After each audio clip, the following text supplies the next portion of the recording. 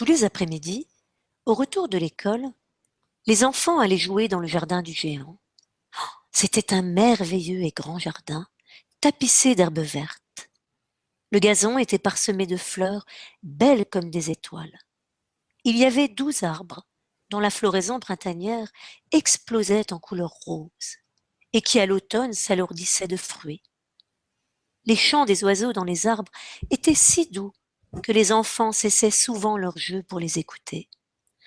Ah, comme nous sommes heureux ici, se disaient les enfants.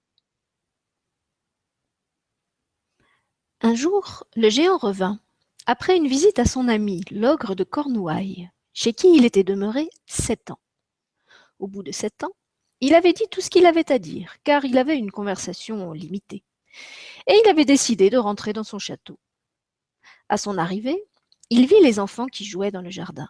« Que faites-vous ici » gronda-t-il. Et les enfants s'enfuirent.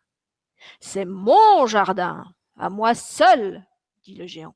« Je n'autoriserai personne d'autre que moi à y jouer. » Et il l'entoura d'un haut mur et y fixa une pancarte. « Défense d'entrée sous peine de poursuite. » C'était un géant très égoïste. Désormais, les pauvres enfants n'avaient plus d'endroit où jouer. Ils essayèrent la route, mais elle était poussiéreuse et pleine de cailloux coupants. Ils n'aimèrent pas cet endroit. Ils tournaient tristement autour du haut mur après l'école en se souvenant du beau jardin de l'autre côté. « Ah, comme nous y étions heureux !» se disaient-ils l'un à l'autre. Puis vint le printemps, et le pays se chargea de fleurs et de petits oiseaux. Mais dans le jardin du géant égoïste, c'était toujours l'hiver. Les oiseaux refusaient d'y chanter, puisqu'il n'y avait pas d'enfants, et les arbres oubliaient de fleurir. Un jour, une fleur poussa sa tête au-dessus de l'herbe. Mais quand elle vit la pancarte, elle fut si triste pour les enfants qu'elle se glissa à nouveau sous la terre et se rendormit. Les seules personnes à se réjouir étaient la neige et le gel. Le printemps a oublié ce jardin. Le printemps a oublié ce jardin. Nous pourrons y vivre toute l'année. Nous pourrons y vivre toute l'année. Et la neige recouvrit l'herbe de son grand manteau blanc, et le gel peignit tous les arbres en argent. Puis ils prièrent le vent du nord à s'installer chez eux, et il accepta l'invitation. Enveloppé dans ses fourrures, il passait ses journées à parcourir le jardin en vociférant et en soufflant les cheminées. Ah, c'est un endroit délicieux, disait-il. Nous devrions inviter aussi la grêle. Et la grêle arriva. Chaque jour, 3 heures durant, elle jouait du tambour sur les toits du château et elle brisait les tuiles. Puis elle courait autour du jardin aussi vite qu'elle le pouvait. Elle s'habillait généralement de gris et son haleine était semblable à de la glace. Ah, je ne parviens pas à comprendre pourquoi le printemps est si tardif, dit le géant, accoudé à sa fenêtre, en contemplant son jardin froid et blanc. J'espère que ce temps va changer. Mais le printemps ne vint jamais, pas plus que l'été. L'automne apporta des fruits à tous les jardins, sauf à celui du géant. Il est si égoïste, pensait l'automne. C'était toujours l'hiver à cet endroit, et le vent du nord, la grêle, le gel et la neige faisaient une ronde parmi les arbres. Un matin, un matin que le géant restait au lit, les yeux ouverts, il entendit une merveilleuse musique. Elle lui parut si douce qu'il supposa que les musiciens du roi passaient devant chez lui. Mais ce n'était qu'une petite linotte qui chantait près de sa fenêtre. Oh, mais cela faisait si longtemps qu'il n'avait entendu un chant d'oiseau dans son jardin qu'il le prit pour la plus belle musique du monde.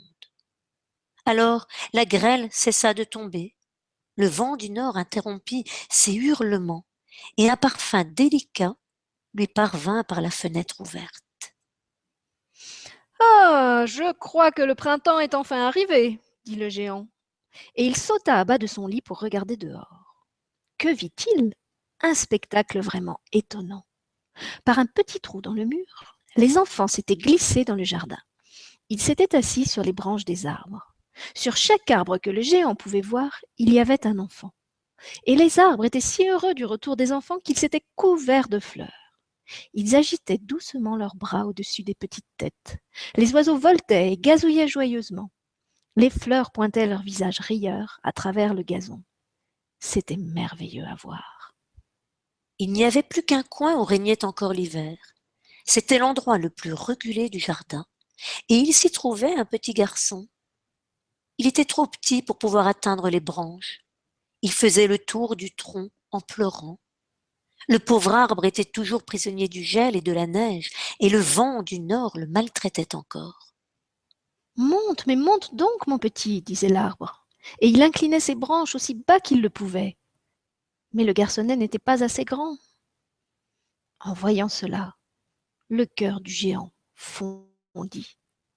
Comme j'ai été égoïste, se disait-il. Maintenant je sais pourquoi le printemps refusait de venir ici.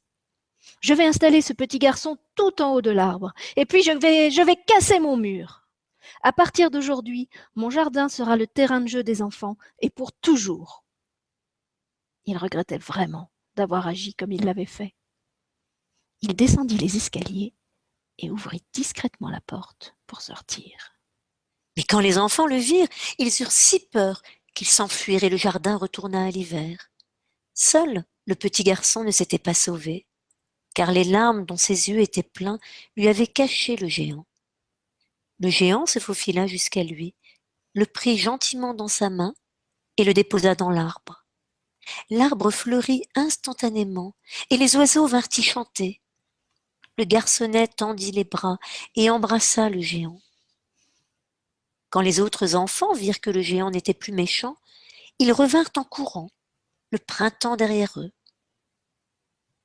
Maintenant mon jardin est à vous, mes petits, déclara le géant. Et il saisit une hache énorme et abattit le mur. Quand les gens passèrent à midi pour se rendre au marché, ils virent le géant occupé à jouer avec les enfants dans le plus beau jardin qu'ils aient jamais vu. Ils jouèrent tout le jour et au soir vinrent saluer le géant. Mais où est donc votre petit ami demanda-t-il aux enfants. Vous savez, le petit garçon que j'ai mis dans l'arbre. Le géant le préférait aux autres, parce qu'il l'avait embrassé. Nous n'en savons rien, il est parti. Ah, dites-lui de revenir demain surtout, les pressa le géant. Mais les enfants ne savaient pas où il habitait et ne l'avaient jamais vu auparavant. Et le géant en fut tout triste. Chaque soir, après l'école, les enfants venaient jouer avec le géant. Mais le garçonnet que le géant aimait tant ne réapparut pas. Le géant était bon avec tous les enfants, mais son premier ami lui manquait. Il parlait souvent de lui. Ah, comme j'aimerais le revoir, soupirait-il. Les années passèrent. Le géant vieillit et s'affaiblit. Incapable désormais de jouer, il regardait jouer les enfants depuis son immense fauteuil. Il admirait son jardin. J'ai des fleurs belles et nombreuses, mais les enfants sont des fleurs plus belles encore. Un matin, il contemplait son jardin en s'habillant. Il ne détestait plus l'hiver. Il savait que ce n'était que le sommeil du printemps et le repos des fleurs. Soudain, très étonné, il se frotta les yeux et concentra son attention. C'était merveilleux à voir.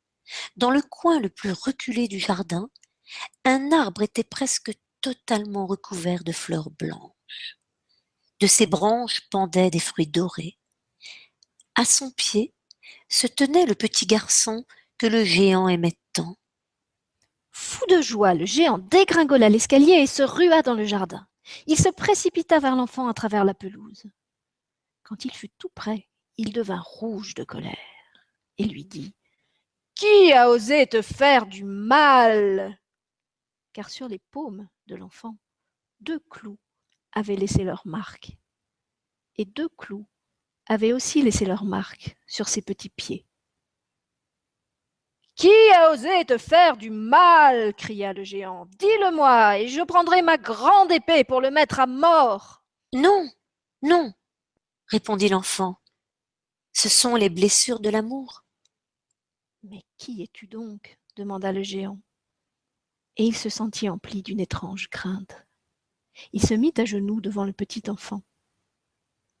Le garçonnet sourit au géant et lui dit: Une fois vous m'avez laissé jouer dans votre jardin. Aujourd'hui, vous m'accompagnerez dans mon jardin, le paradis.